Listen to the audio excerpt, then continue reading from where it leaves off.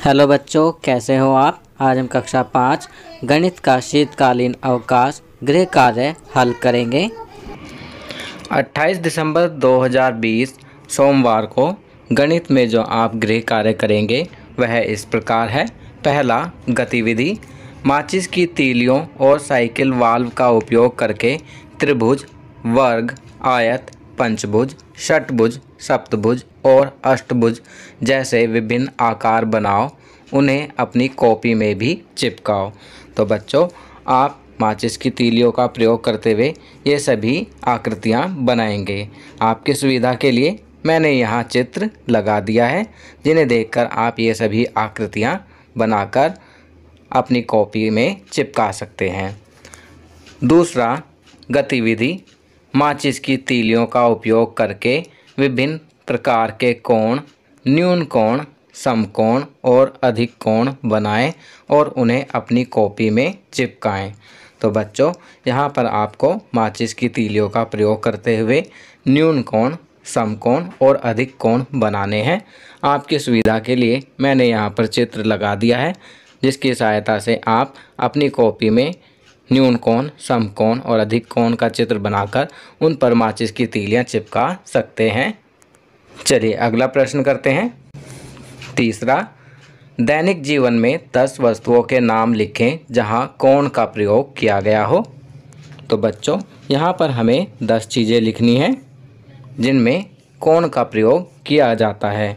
वैसे तो हमारे दैनिक जीवन में हम बहुत सारी ऐसी वस्तुएं देखते हैं जिनमें कोण का प्रयोग हुआ होता है। तो यहाँ पर हम लिख सकते हैं कैंची, हॉकी, कुर्सी, टेबल, घड़ी की सुइयाँ, सोफ़ा, चिमटा, सीढ़ियाँ, साइकिल की तीलियाँ, किताब, सैंडविच, समोसा इत्यादि।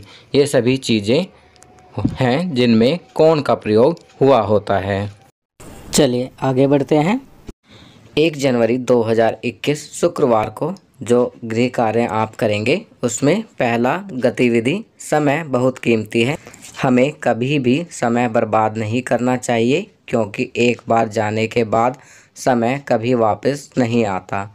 इसलिए छुट्टियों में अपने दिनचर्या का टाइम टेबल बनाओ और फिर अलग अलग गतिविधियों के लिए अलग अलग रंगों से बॉक्स को भरो। बच्चों, आप देख सकते हैं नीचे एक टेबल दी गई है। गतिविधि, एक दिन में समय लिया और रंग। तो गतिविधि के आगे आपको उस गतिविधि के लिए आपने पूरे 24 घंटे में से कितने घंटे दिए वो घंटे यहाँ पर लिखने हैं और अपनी पसंद का कोई भी वहाँ रंग भरना है। फिर नीचे है, एक दिन में लिए गए समय के अनुसार बक्सों को अलग अलग रंगों से भरें। तो बच्चों, आप देख सकते हैं कि यहाँ पर 24 छोटे छोटे बॉक्स बने हैं। तो आपने जिस गतिविधि के लिए जितने घंटे दिए हैं उतने ही बॉक्स आप उस रंग से भरेंगे। आपकी सुविधा के लिए मैंने इस तालिका को अपने अकॉर्डिंग भरा है। जैसे कि पहली गतिविधि पढ़ना, इसके लिए मैंने 4 घंटे भरे और रंग भरा लाल। दूसरा, खेलना, खेलना के लिए 4 घंटे पीला रंग। सोना 8 घंटे हरा रंग। टीवी देखना 3 घंटे संतरी रंग। घर के कामों में मदद करना 2 घंटे नीला रंग। अन्य गतिविधियां 3 घंटे काला रंग। अब नीचे 24 बॉक्सों में से मैं लाल रंग के 4 बॉक्स भरूंगा, पीले रंग के 4 बॉक्स, हरे रंग के 8, संतरी रंग के 3 बॉक्स, नीले रंग के 2 बॉक्स और काले रंग के 3 बॉक्स, क्योंकि मैंने जितने घंटे जिस गतिविधि को दिए थे उसके लिए जो रंग था मैंने उतने बॉक्स उस रंग के भरे हैं। चलिए आगे बढ़ते हैं। गतिविधि, आप ट्रेन से दिल्ली से जयपुर जा रहे हो, लेकिन आपकी ट्रेन आधे घंटे की देरी से चल रही है। ट्रेन का दिल्ली पहुंचने का सही समय सुबह 6:45 है।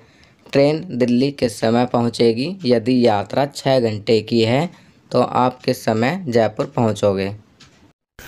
तो समय निकालने के लिए हम यहाँ लिखेंगे ट्रेन दिल्ली पहुंचेगी बराबर 6:45 पर जमा 30 मिनट। अब यहाँ पर 30 मिनट हम इसलिए जमा करेंगे क्योंकि ट्रेन आधे घंटे की देरी से चल रही है। तो दिल्ली पहुँचेगी ट्रेन 7:15 पर और ट्रेन का जयपुर पहुँचने का समय होगा 7:15 जमा 6 घंटे तो यह हो जाएगा 13:15, जो कि दोपहर के 1:15 बजे 1:15 होते हैं। चलिए आगे बढ़ते हैं। 5 जनवरी 2021 मंगलवार को आप जो गृह कार्य करेंगे उसमें गतिविधि 1, हमें पता होना चाहिए कि कोरोना वायरस पीएच रेंज 5.5 से 8.5 के बीच जीवित रह सकता है।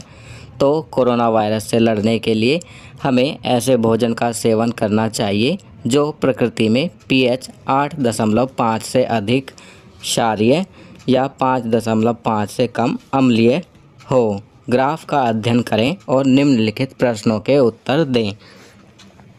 बच्चों, आप देख सकते हैं कि आपकी गृह कार्य की वर्कशीट में ग्राफ दिया हुआ है, जिसमें एक तरफ पीएच रेंज और नीचे की तरफ खाद्य पदार्थ दिए गए हैं। इस ग्राफ का जो नाम दिया गया है, कुछ खाद्य पदार्थों में पीएच की मात्रा। चलिए अब इसे ध्यान से देखने के बाद पूछे गए प्रश्नों के उत्तर लिखते हैं। पहला, इस ग्राफ का शीर्षक क्या है? तो इसका उत्तर लिखेंगे कुछ खाद्य पदार्थों में पीएच की मात्रा। दूसरा प्रश्न है, वाई अक्ष पर उपयोग हुआ पैमाना क्या है? तो यहाँ पर हम हॉरिजॉन्टल जो लाइन होती है उसे एक्स एक्सिस मानते हैं, एक्स अक्ष मानते हैं, और जो वर्टिकल लाइन होती है, सीधी रेखा होती है, उसे हम वाई अक्ष या वाई एक्सिस मानते हैं। तो वाई अक्ष का उपयोग हुआ पैमाना क्या है? यहाँ पर हम लिखेंगे पीएच रेंज। तीसरा प्रश्न है, किस भोजन का पीएच मान सबसे अधिक है? तो यहाँ लिखेंगे लहसुन। चौथा, किस भोजन का पीएच मान सबसे कम है? तो यहाँ लिखेंगे नींबू। आप देख सकते हैं नींबू का पीएच मान 2 है। पांचवा, उस पदार्थ का नाम बताएं जिससे आप बचना पसंद करोगे।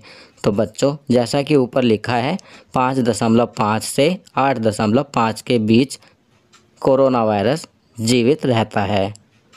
तो हमें 5.5 और 8.5 के बीच के पीएच मान वाले खाद्य पदार्थ से बचना चाहिए। आप देख सकते हैं ग्राफ में केवल फलियां ही ऐसा खाद्य पदार्थ है जिसका पीएच मान इसके बीच में आता है, जो कि 6.5 है। तो यहाँ हम लिखेंगे फलियां। फलियां ऐसा खाद्य पदार्थ है जिससे हम बचना पसंद करेंगे। चलिए आगे बढ़ते हैं। गतिविधि 2, बच्चों की उम्र जानने के लिए निम्नलिखित वर्णन पढ़ें। नीचे बच्चों की उम्र लिखें। तो यहाँ पर कुछ वर्णन दिया गया है, हमें उस वर्णन को पढ़ना है और नीचे बच्चों की उम्र लिखनी है। पहला पढ़ते हैं, कैली पीट से 3 साल बड़ी है। जैक और एस्ले उम्र में समान हैं। मैक्स कैली से 2 साल बड़ा है। पीट 9 साल का है। एस्ले मैक्स से 3 साल छोटी है और मैडी से 2 साल बड़ी है। तो यहाँ पर हमें सबसे पहले किसकी आयु पता चलती है? करेक्ट, आपने सही कहा। हमें पीट की एज मालूम चलती है। पीट की आयु है 9 साल। तो पीट की एज कितनी लिखेंगे? 9 वर्ष 9 साल। चलिए अब इस वर्णन को फिर से पढ़ते हैं। पीट की एज हमें मालूम हो गई 9 साल है। कैली पीट से 3 साल बड़ी है। तो कैली कहाँ पर है? कैली की एज हम लिखेंगे 9 + 3 = बराबर हो जाएगी 12। तो कैली कितने साल की है? 12 साल की। फिर पढ़ेंगे, जैक और एस्ले उम्र में समान हैं। तो हमें जैक और एस्ले की उम्र नहीं पता चली है। चलिए इसे छोड़कर आगे बढ़ते हैं। मैक्स कैली से 2 साल बड़ा है। अब मैक्स की एज कितनी है? वह कैली से 2 साल बड़ा है। और कैली की एज कितनी निकाली थी हमने? 12 साल। तो 12 + 2, तो मैक्स की एज हो जाएगी 14 साल। आगे पढ़ेंगे, एस्ले मैक्स से 3 साल छोटी है। एस्ले की एज कितनी है? मैक्स से 3 साल छोटी। तो 14 - 3, तो एस्ले की एज हुई 11 साल। और मैडी से 2 साल बड़ी है। जब एस्ले की 11 है और वो मैडी से 2 साल बड़ी है, तो मैडी की एज कितनी होगी? 11 - 2, तो मैडी की एज आ जाएगी 9 साल। अब बचा जैक। जैक और एशले उम्र में समान है, तो जैक की उम्र भी हो जाएगी 11 साल। तो सबसे पहले हमने पीट की एज ज्ञात की 9 साल, कैली की 12 साल, मैक्स की 14 साल, एशले 11 साल, मैडी 9 साल और जैक 6 साल। चलिए आगे बढ़ते हैं। 8 जनवरी 2021 शुक्रवार को आप जो गृह कार्य करेंगे उसमें गतिविधि 1। अक्सर कहा जाता है अगर धन खो जाता है तो कुछ भी नहीं खोता है, लेकिन अगर स्वास्थ्य खो जाता है तो सब खो जाता है। फिट रहने के लिए हमारे पास स्वस्थ भोजन होना चाहिए। इन्हें अपने दैनिक आहार का हिस्सा बनाएं। निम्न तालिका में वह सब लिखें जो आप एक हफ्ते में खाएंगे। तो बच्चों, यहाँ पर एक तालिका दी गई है। आपको इस तालिका में अपने सुबह का नाश्ता, दोपहर का भोजन और रात्रि का भोजन लिखना है जो आप पूरे हफ्ते में खाएंगे। जैसे दिन सोमवार नाश्ता गोभी का पराठा, लंच दाल रोटी दही, डिनर सब्जी रोटी।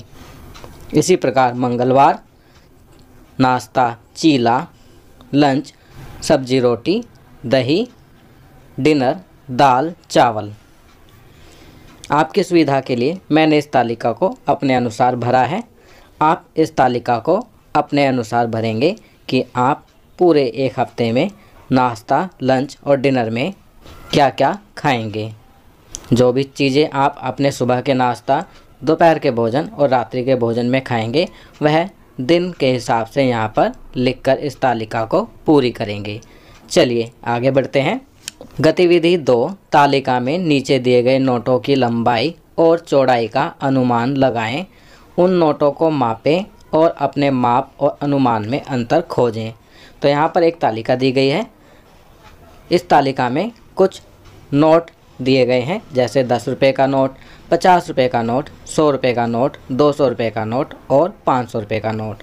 अब आपको अनुमान लगाना है कि किस नोट की कितनी लंबाई और चौड़ाई होगी। सेंटीमीटर में लिखा जाएगा। फिर आपका माप, आप अपने बड़ों की सहायता से उन नोटों को स्केल की सहायता से मापेंगे और उसकी सही लंबाई और चौड़ाई सेंटीमीटर में यहाँ लिखेंगे। जैसे 10 रुपये का नोट, मेरा अनुमान लंबाई 10 सेंटीमीटर, चौड़ाई 5 सेंटीमीटर। जब उसको मापा गया तो सही लंबाई आई 12.3 सेंटीमीटर और चौड़ाई आई 6.3 सेंटीमीटर। इसी प्रकार 50 रुपये का नोट, मेरा अनुमान लंबाई 12 सेंटीमीटर, चौड़ाई 6 सेंटीमीटर। जब इसको मापा गया तो सही लंबाई आई 13.5 सेंटीमीटर और चौड़ाई 6.6 सेंटीमीटर। आपकी सुविधा के लिए मैंने इस तालिका को पूरा कर दिया है। आप घर पर पहले अनुमान लगाकर तालिका भरेंगे और उसके बाद नोट को अपने बड़ों की सहायता से मापेंगे और उसकी लंबाई को लिखेंगे। चलिए आगे बढ़ते हैं। 13 जनवरी 2021 बुधवार को आप जो गृह कार्य करेंगे उसमें गतिविधि 1। दिए गए सवालों को हल करें और नीचे दिए गए ग्रिड में उत्तर को रंग दें। देखिए आपको क्या मिलता है। तो बच्चों, नीचे बहुत सारे सवाल दिए गए हैं। कुछ गुणा के सवाल हैं, कुछ भाग के सवाल हैं। आपको इन सवालों को हल करना है। बारी बारी से सवालों को हल करेंगे और जो भी उत्तर प्राप्त होगा ग्रिड में उस संख्या को रंग देंगे। सभी सवालों को हल करने के बाद जब आप सभी उत्तरों को रंग कर देंगे तो आप देखेंगे कि आपको क्या मिलेगा। आपकी सुविधा के लिए मैंने इस तालिका के सभी सवालों को हल कर ग्रिड में संख्याओं को रंग दिया है। बच्चों, इनको रंगने के बाद आपको केवल 3 संख्याएं नहीं मिलेंगी जो कि मुझे भी नहीं मिली है। एक 413, 31 और 25। इसलिए परेशान होने की कतई ज़रूरत नहीं है। इतना करने के बाद अब आप आगे बढ़ेंगे। चलिए आगे बढ़ते हैं। गतिविधि 2। 1 से 9 संख्याओं को व्यवस्थित करें ताकि किसी भी सीधी रेखा ऊर्ध्वाधर, क्षैतिज, विकर्ण में 3 संख्याओं का योग 15 के बराबर हो। मतलब कि यहाँ पर आपको 1 से 9 की संख्या लिखनी है और फिर उन संख्याओं का योग ऐसे जोड़ें तो भी 15 आए, इस तरह से जोड़ें तो भी 15 आए और ऐसे जोड़ें तब भी 15 आए। तो यहाँ पर इन संख्याओं को 1 से 9 के बीच की संख्याओं को व्यवस्थित करना है। 1 से 9 संख्याओं को व्यवस्थित करने के लिए मैंने आपके लिए एक वीडियो बनाई है जो कि आपको बहुत पसंद आएगी और जिसे देखने के बाद आप ज़िंदगी भर 1 से 9 की संख्याओं को व्यवस्थित करना कभी नहीं भूलेंगे। तो चलिए वीडियो देखते हैं।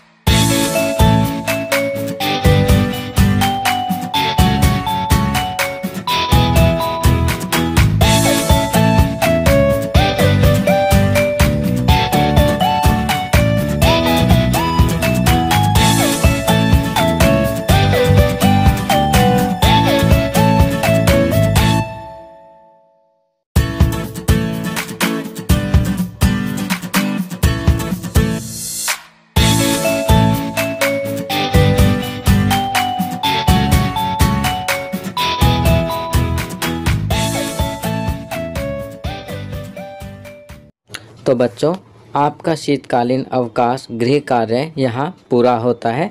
आपको यह वीडियो कैसी लगी हमें कमेंट करके ज़रूर बताएं। तो बच्चों, ये वर्कशीट यहाँ कंप्लीट होती है। अगर ये वीडियो आपको अच्छी लगी तो इसे लाइक एंड शेयर ज़रूर करें। अन्य विषयों पर बने हमारे लेटेस्ट वीडियोज़ को देखने के लिए चैनल को सब्सक्राइब करना ना भूलें और देखते रहिए हमारा channel knowledge kingdom. Thank you.